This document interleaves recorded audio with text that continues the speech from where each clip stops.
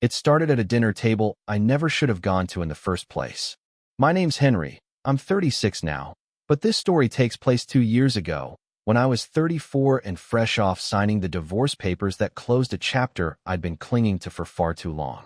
I was exhausted, emotionally hollowed out, and still doing that thing where you try to smile and pretend like everything's under control, like your life hasn't just been burned down to the foundation.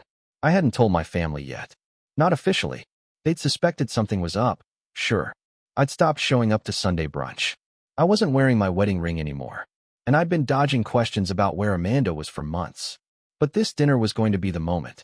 I thought, maybe foolishly, that they'd show a little support, that they'd notice I looked thinner than usual, or that my hands shook when I reached for my water. I thought maybe someone would ask if I was okay. But this is my family we're talking about. My dad, Richard, is the kind of man who thinks emotion is a weakness you should beat out of yourself by age 10. He's old school in all the worst ways. Pull yourself up by your bootstraps despite being born into a trust fund. Men don't cry, unless it's at a football game. And your wife leaves, you must have done something to deserve it. My mom, Carol, is a professional enabler.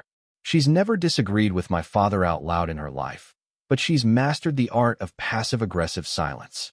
And then there are my sisters, Emily and Tara, older than me by a few years, and always the golden girls. Straight-A students, married doctors, one house in the suburbs each, and matching labradoodles. They speak in tandem, like twins in a horror movie, even though they're 3 years apart. And me? I'm the youngest, the creative one, the dreamer, which was their polite way of saying I never did what they expected. I chose film over finance, started my own production company, and married Amanda, a woman they never really accepted because she had a tattoo and worked as a sculptor. It wasn't subtle either. Carol once pulled me aside during a Christmas party and asked if I was sure Amanda wasn't just with me for stability. I laughed at the time, brushed it off. But that comment stuck. Anyway, this dinner. It was a casual thing, just family, just catching up. Or so I thought. I hadn't planned to break the news until dessert, maybe over coffee, maybe when the table had relaxed a bit. But the moment I sat down, I knew something was off. Emily looked smug. Tara looked nosy. And my dad had that gleam in his eye he gets when he's gearing up for a lecture. So, he said, halfway through his steak, not even looking up from the plate. Where's Amanda? Still finding herself at that artist commune of hers. It was said like a joke, but his tone carried a bite. I paused, glanced at my mom, hoping she'd smooth it over. She just dabbed her mouth with a napkin and sipped her wine. I cleared my throat. We separated, I said quietly. A few months ago. The divorce finalized last week. And for a second, just a second, there was silence.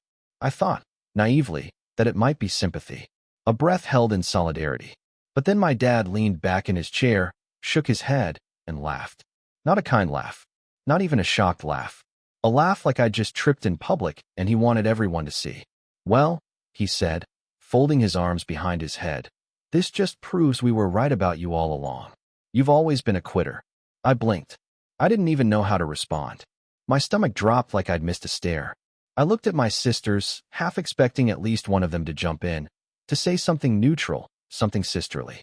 Instead, Tara snorted and said, I mean, you kind of give up on things when they get hard. You left that job in LA after 2 months, remember? And that documentary you never finished, Emily added, nodding like she was tallying up my failures. Didn't you lose money on that? Carol didn't say a word. She just offered a small, tight smile and shrugged, like, what can you do? I was stunned. I didn't say a word for the next 15 minutes. I just sat there, picking at my food, replaying the moment over and over again in my head like it might sound different if I heard it a second time. But it didn't. They really thought that. They thought I was a joke, a screw-up, the kind of person who brings their own misery and then complains about it when it inevitably falls apart. And here's the thing. Amanda and I didn't break up because I gave up. We fought hard. For years. We did therapy. We tried space. We tried reconnection retreats and marriage workshops and books and weekends away. But love isn't always enough, and sometimes people just grow in different directions. She wanted a simpler life. No more city, no more late-night shoots, no more unpredictable schedules. And I couldn't give her that without killing the part of me that makes me feel alive. It wasn't a failure. It was survival. But try explaining that to a table full of people who've decided they already know who you are. By the end of dinner, my appetite was gone. I pushed my chair back without saying goodbye. Just stood up and walked out the front door while they kept talking like nothing happened. No one followed me. No one called. Not that night. Not the next day. It was like my pain was an inconvenience they were grateful to be rid of.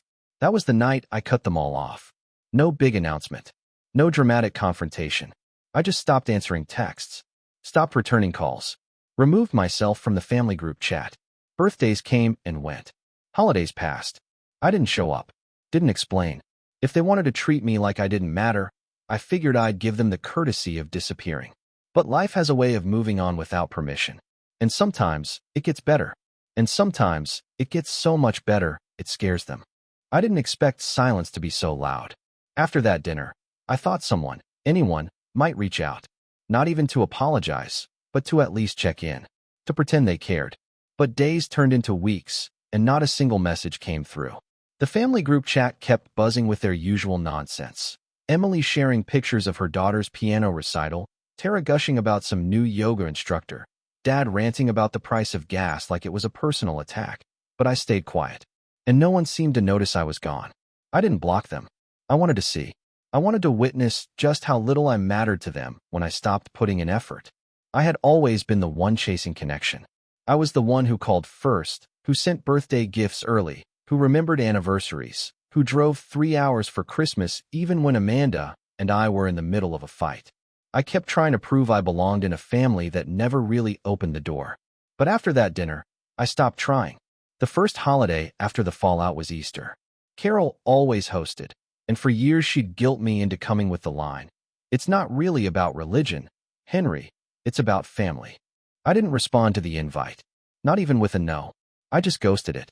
And when I saw the photos later, everyone lined up in pastel colors, holding matching wine glasses in the backyard, I wasn't surprised to see my absence didn't even earn a mention. What did surprise me was the voicemail from my dad 3 days later. Not an apology. Not even a hello. Just this gruff, clipped message. "You missed Easter. Again. Don't know what point you're trying to make, but it's childish. Family shows up. Grow up." Click. I remember listening to that on my morning walk, just laughing. I laughed out loud, standing alone at the edge of a pond, because he had the nerve to call me childish after that dinner. After everything. That laugh turned into something darker, though. Something tight in my chest. Something like rage. I saved the voicemail. I don't know why. Maybe for moments like this, when I start to doubt myself and need a reminder of why I walked away. Anyway, life moved on. Mine, at least. I threw myself into work. I started shooting again. Not client projects, but personal stuff. Documentaries, short films, experimental pieces. Things that made me feel like myself again. And somewhere in the middle of all that, I met Claire. Claire was nothing like Amanda. Where Amanda was soft-spoken and introspective, Claire was loud and funny and told stories with her whole body. She'd been through her own mess. A nasty engagement that ended with her ex draining their shared account and ghosting her 2 weeks before the wedding. So we bonded. Slowly. Carefully. We weren't looking to fix each other. We were just tired of pretending to be fine alone. I didn't tell my family about her. Not out of shame, just out of protection. I didn't want their opinions infecting something good. I'd made that mistake once. But word got out eventually. Emily ran into us at a local bookstore one afternoon. I was holding Claire's hand. We were laughing about something stupid, probably a dog in a sweater. And there Emily was, standing next to her husband, frozen like she'd just seen a ghost. She didn't say hello. She didn't wave. She just stared. And then, a week later, I got a text. From Mom. "Heard you're seeing someone new. Hope you're not making another impulsive decision. We only want what's best for you." I stared at that message for 10 minutes before deleting it. I didn't reply. What could I say? That Claire made me laugh in ways I hadn't in years. That she read my scripts and actually gave feedback. That she showed up at 2 a.m. with soup when I had the flu and stayed up all night watching bad horror movies with me. They didn't want what was best for me. They wanted control, approval, obedience. That summer, I posted a photo of Claire and me on a hiking trail. Nothing special, just a selfie with her smiling and me looking red-faced and exhausted. The caption was something cheesy like, "She made me climb a mountain. I survived." Within an hour, Tara had commented, "Already replacing Amanda? That was fast." Then Emily chimed in. Wow, didn't realize you were that kind of guy. And then my mom liked both comments. I didn't respond, but I archived the post. And I blocked them all. Claire noticed. Of course she did. She asked if everything was okay, and I told her the truth. Not the whole history, but enough. Enough for her to understand that my family didn't know how to love without conditions. That I wasn't ready to let them ruin something that made me happy. She didn't push, just took my hand and said, "You're not alone this time." And for the first time in years, I believed it. The real breaking point came that fall. Claire and I had moved in together by then. It wasn't planned. It just happened. Her lease was up, my place was closer to both our jobs, and we liked falling asleep on the couch in the middle of movies. One night, we were rearranging furniture when my doorbell rang. It was Emily. She looked different, like she'd been crying, or maybe holding it in for too long. Her tone was all fake warmth. "Hi. Wow, it's been forever." She acted like nothing had happened, like we hadn't spent the last year in silence. I stood in the doorway, not inviting her in. Claire stayed in the background, respectful, but present. And Emily's eyes flicked to her, and then back to me, lips tightening. "I just wanted to talk," she said. "You've been really distant. Everyone's been worried." That made me laugh. Not because it was funny, because it was so absurd. "Worried?" I repeated. "Really? Is that what Dad was when he left me a voicemail calling me childish?" She waved a hand like she was swatting away a gnat. "You know how he is. He didn't mean it like that." "Oh no," I said. "What about you? Or Tara? Or Mom?" Emily had the audacity to look hurt. "We were just trying to help. You were making bad choices, Henry. We thought if we didn't say something, you'd end up alone again. And I guess that's what you wanted, right?" I said, my voice rising. "So you could sit around and say, 'See? Told you so.'" She blinked fast. "We're family. We love you." "No, you don't," I said, stepping back. "You love control. You love being right. You love each other. But me? You've never treated me like I belonged." Then I shut the door. She stood there for a full minute before I heard her footsteps retreat. I thought that would be the end of it. But 2 weeks later, I got a letter in the mail. From my parents. A formal invitation to a family reconciliation dinner. Handwritten. Stiff. Like a ceasefire proposal in a war no one admitted they started. And at the bottom, in my mother's looping cursive, "We miss you. Let's move on from the past." I should have ignored it. But part of me, a small, stupid, stubborn part, thought maybe this was the moment. Maybe they realized what they'd done. Claire warned me. "Only go if you're sure it won't break you again." I told her I was fine. I wasn't. Because that night, everything finally snapped. And they crossed a line I could never forgive. I knew I shouldn't have gone. I told myself it would be different this time. That a handwritten invitation meant something.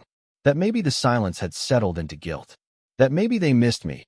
Not just the version of me who nodded and smiled and paid the dinner bill. But I should have listened to Claire. I should have trusted that gut feeling in the back of my mind. The one that whispered, "They haven't changed. They never will." The family reconciliation dinner was held at my parents' house. Same big, cold house I grew up in. The one with polished floors and furniture no one ever sat on. It was weird walking up those steps again. The porch light was on. The same chime echoed when I rang the doorbell. And for a moment, I was 17 again, coming home after missing curfew, bracing for Dad's silent disapproval and Mom's disappointed sigh. Carol answered the door with that tight, rehearsed smile she always wore when company was over. She leaned in for a hug, stiff and brief, then stepped aside. I walked into a house that felt like a museum. Nothing had changed. Not the placement of the fake flowers on the dining table, not the bowl of decorative fruit in the kitchen, not even the family photo on the wall from 10 years ago. Amanda was still in it. Still smiling. I don't know why, but that hit me. Harder than I expected. Tara and Emily were already there. Tara was pouring wine. Emily was setting the table, humming to herself like this was just another Sunday dinner. Dad was sitting in his chair, the one he never let anyone else touch, watching some sports recap on mute. No one looked surprised to see me. No one looked relieved. We sat down to eat, and for a while, it was quiet. Forced small talk. Emily asked about work. Tara mentioned some new vacation home she and her husband had just bought as an investment. Mom passed around the roast chicken and asked if I was still with that girl Claire. That girl. I corrected her. Claire. My partner. Yes. Oh, she said. You've been moving pretty fast, haven't you? I didn't reply. Just kept chewing. Then Dad leaned back and let out a sigh like he'd been waiting for the moment all night. So, he said, let's talk about what happened. I looked up. You cut off your family, he said. Over a few words. Over some jokes at dinner. Jokes? Is that what you call it? I asked. Emily chimed in. Henry, we didn't mean to hurt you. You were going through a tough time. We were just being honest. Tara nodded. And you do have a pattern, you know? You get emotional. You shut people out. You don't follow through. I laughed. Not because it was funny, because it was so predictable.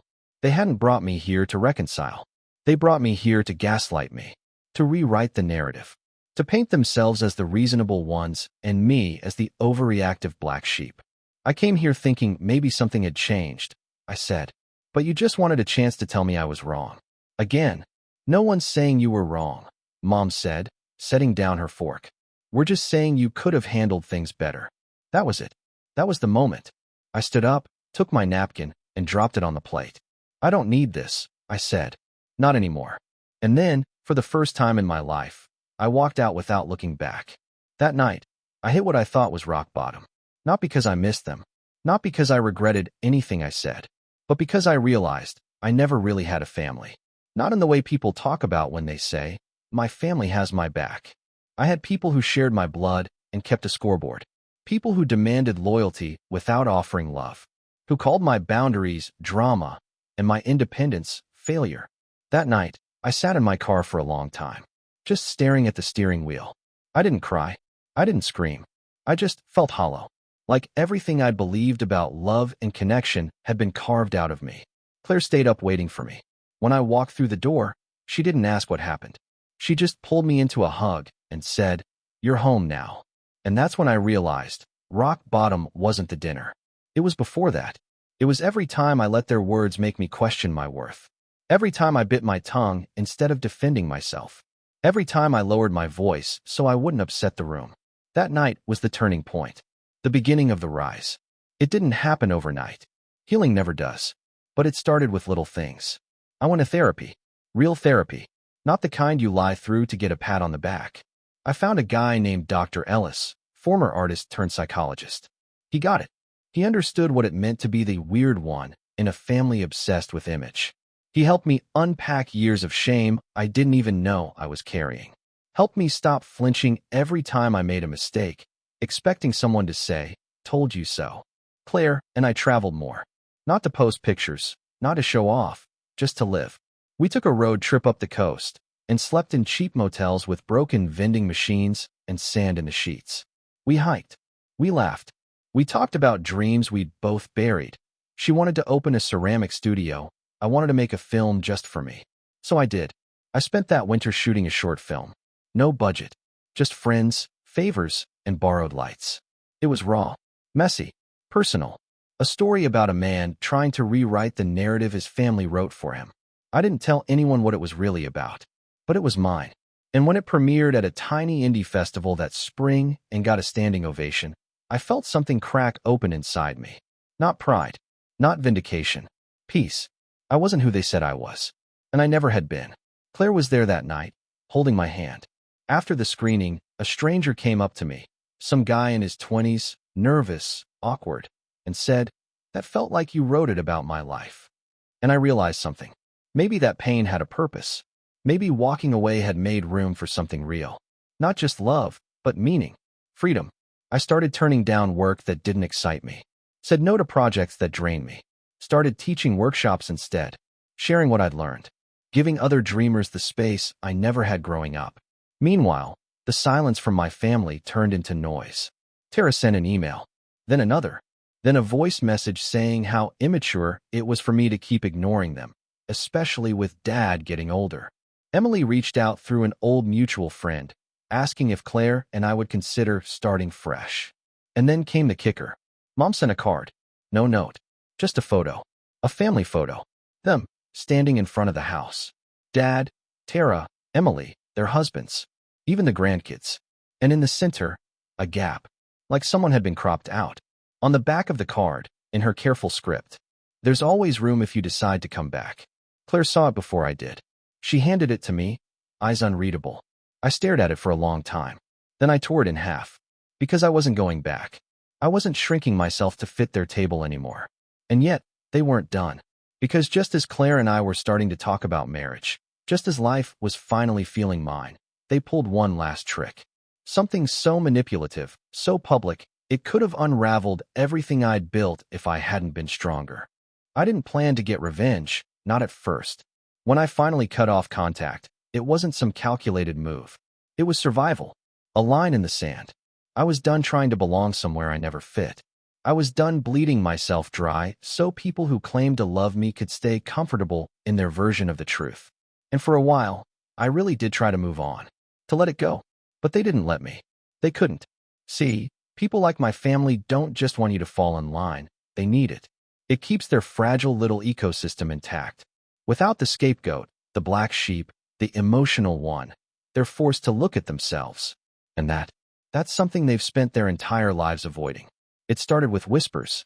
Claire heard from a mutual acquaintance, an old college friend of Tara's, that my name had come up at some brunch.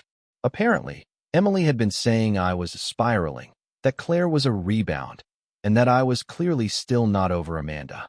Claire laughed it off at first, but when it happened again, this time with someone from the film festival circuit, it wasn't so funny anymore. One of the festival coordinators pulled me aside and asked, "Hey, man, everything okay with your family?" Emily said something about a breakdown. I stared at him. "What kind of breakdown?" I asked. He shrugged, clearly uncomfortable. "I don't know. Just, she said you've been kind of unstable since the divorce. That your last film was like a cry for help." I thanked him, excused myself, and went outside to breathe. Unstable. A cry for help. It wasn't enough for them to exclude me. Now they wanted to poison everything I'd built. Subtly, quietly, just enough to raise questions, to cast doubt, to undermine me in spaces where I finally felt like I was thriving. That's when the fire started to build.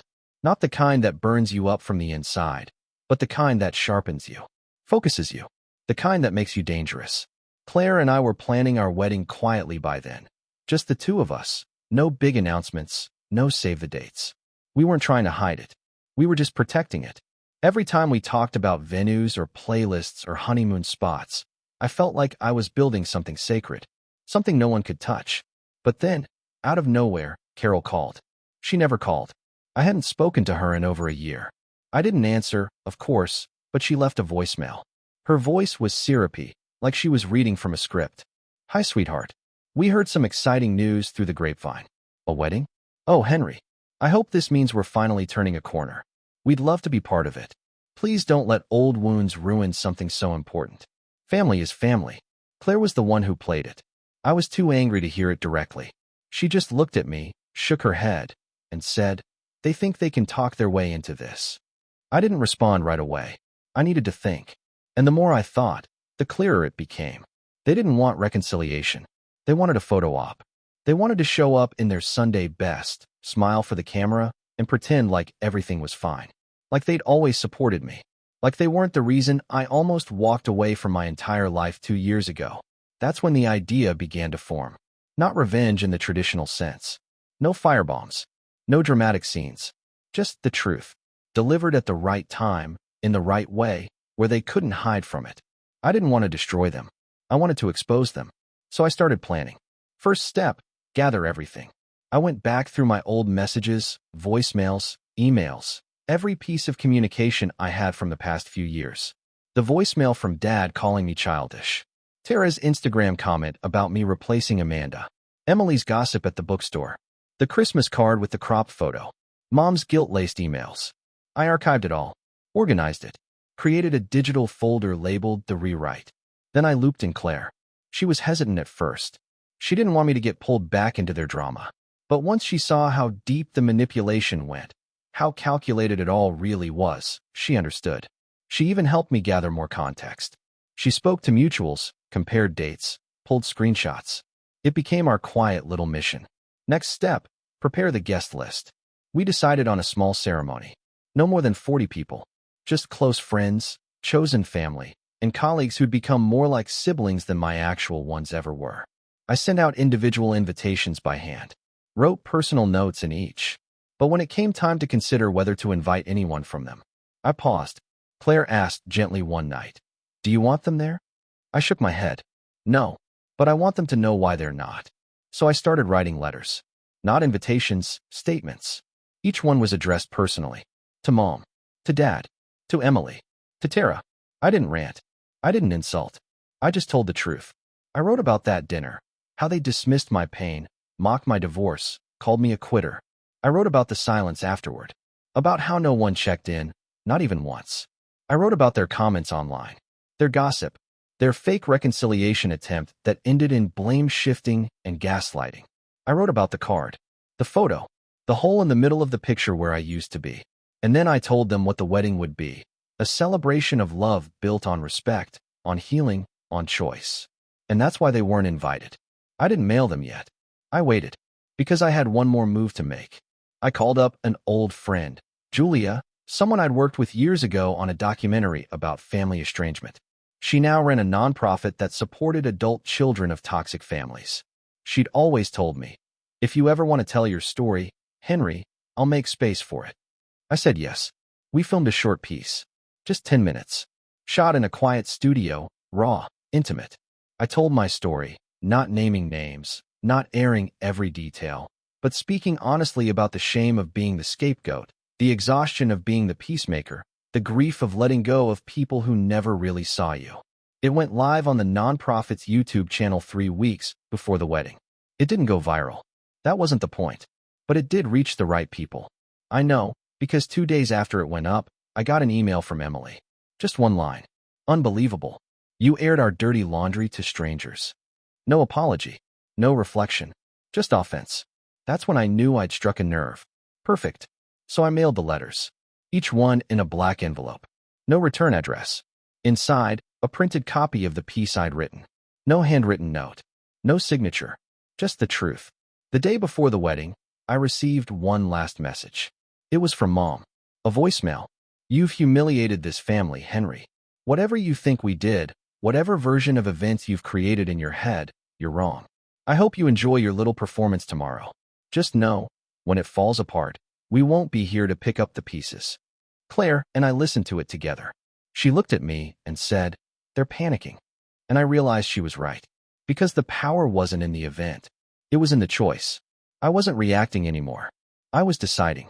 And the next day, when we walked down that aisle, when I saw Claire smiling at me like I was the safest place in the world, I knew I hadn't just escaped something toxic. I'd built something better. But I wasn't done yet. Because after the wedding came the fallout. And what they did next, that was their biggest mistake. Because they tried to weaponize the one thing they thought I still wanted. My name. My legacy. My story. And I had to remind them. I'm not the scared kid at the dinner table anymore.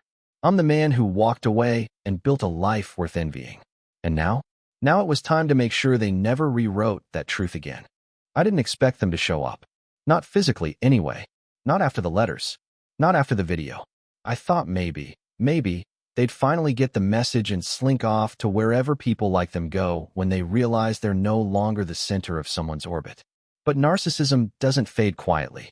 3 days after the wedding, while Claire and I were still away on our honeymoon, a cabin tucked into the mountains, no signal, no noise. I turned on my phone and was greeted by a flood of texts, missed calls, and notifications. Apparently, Emily had posted something. A photo collage. At first glance, it looked like a tribute. Pictures of us as kids, family vacations, awkward prom photos, even my graduation shot. Her caption read, "No matter how far you run, we'll always be family. Congratulations to my baby brother Henry on tying the knot. Even if we weren't invited, we're still proud of you. Hashtag family first, hashtag unconditional love." There were hundreds of comments. Most were generic well wishes from her friends. Some, however, were confused. A few asked why she hadn't been at the wedding. One even said, "Didn't Henry go no contact with you guys?" But the post wasn't the worst part. She tagged Claire. Claire, who had never interacted with Emily once online. Claire, who had already blocked my family on everything. Now she was being dragged into their web, with strangers commenting on her page, some praising her, others, clearly from my family's circle, subtly suggesting she'd isolated me from my roots. Claire showed me one of the comments. It's a red flag when someone cuts off their entire family just because their new partner doesn't fit in. We sat on the couch of the cabin, surrounded by pine trees and stillness, staring at the screen. "This isn't just manipulation," she said quietly. "It's image control." And she was right. They weren't trying to reconnect. They were trying to rewrite history. They wanted to frame it like they'd always supported me, that I was the unstable one, the bitter one, the emotionally fragile little brother who pushed everyone away. And they were the saints, endlessly patient, endlessly forgiving, just waiting for me to come back home. But this time I was ready. I'd spent years letting them write the story, letting them shape the narrative, letting them control what people thought of me, of my choices, of my life. No more. I texted Julia. She answered immediately. "I was expecting this," she said. "You still have your account login?" I nodded. We got to work. The nonprofits page had grown since the first video. Their platform reached thousands now. People who had lived through similar stories, who recognized the patterns, the gaslighting, the emotional blackmail. Julia had always been clear. If I ever wanted to share more, they'd support it. So I wrote a follow-up. This time, I named them. Not with legal names. Not with photos. But with roles. The father who called me a quitter. The sister who called my healing a phase. The mother who cropped me out of the family. I told the full story, calmly, clearly, with timestamps and screenshots and direct quotes from the letters they'd sent me, the comments they'd made, the voicemails they'd left. I blurred out identifying info, anonymized faces, but I made sure every sentence was rooted in truth. And at the end of the video, I included a single line in white text on a black screen. They told me I was rewriting history. I'm just reading it out loud. The video dropped on a Wednesday morning. By Friday, it had 250,000 views. By Sunday, it had 500,000. But more than the views were the comments. Hundreds, thousands, of people sharing their stories. Estranged siblings, adult children of narcissists, survivors of toxic households. They didn't just believe me. They recognized me. The next week, I got an email from a journalist who ran a podcast about family estrangement. She wanted to feature the story. I said yes. Then a mid-sized digital publication reached out for an op-ed. I wrote it myself. I titled it, "The Cost of Being the Family Scapegoat, and Why I'm Not Paying It Anymore." My inbox filled with invitations to speak on panels, to contribute to articles, to lead workshops for creatives dealing with family rejection. I wasn't just telling my story anymore. I was owning it. And the best part? There was nothing they could do. They couldn't sue. They weren't named. They couldn't call it a lie. I had the receipts. They couldn't shame me. They'd already tried. Eventually, they tried silence. Emily deleted the photo collage. Tara made her account private. My mother sent one last message. No words. Just a broken heart emoji. But the damage was done. Their narrative had collapsed. Mine had taken root. As for me, Claire and I bought a home just outside the city, a quiet, sunlit place with a backyard big enough for the dog we swore we wouldn't get, but did anyway. A mutt named Basil with one ear that never quite flops the same way twice. I still make films. More now than ever. But I also speak, teach, mentor. My inbox is full of people thanking me. For surviving. For walking away. For telling the truth. The revenge wasn't loud. It wasn't petty. It wasn't cruel. It was this. I lived well. I told the truth. And I never looked back. They say you can't choose your family. But you can choose your ending. And I chose mine. I chose peace.